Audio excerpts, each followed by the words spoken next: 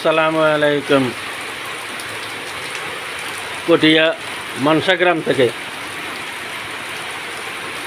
ইহাকেই বৃষ্টি বলে। দর্শক নিশ্চয়ই অনুভব করিতে পারিতেছেন এবং দর্শন করিতে পারিতেছেন। আপনার সামনে দৃশ্যমান হচ্ছে ইহাকেই বৃষ্টি বলে। পানি গলা অবধি না আসলেও বিঠা অবধি আসিয়াছে। ইহাকেই বৃষ্টি বলে, ইহাকেই বৃষ্টি বলে। দেখেন পানি কাहाँ तक आ गया।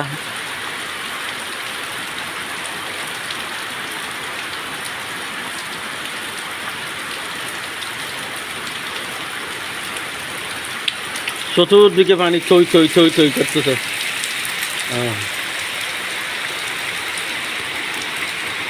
পুকুর ঘাটের অবস্থা দেখেন, পুকুর ঘাট একেবারে উপরে বৈঠকখানা পর্যন্ত চলে আসছে।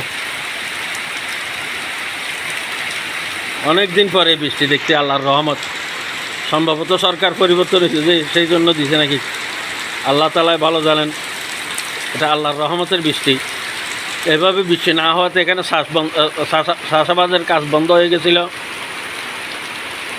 লবণ পানির কারণে। এই মিষ্টি পানির সাপটা যদি থাকে তাহলে আমরা আবার জমিগুলো আবাদ করতে পারবো, ফলন বাড়বে, দেশের উন্নতি হবে, মানুষের খাওয়া পড়ার ব্যবস্থা আল্লাহ তাআলা করে দিবেন ইনশাআল্লাহ।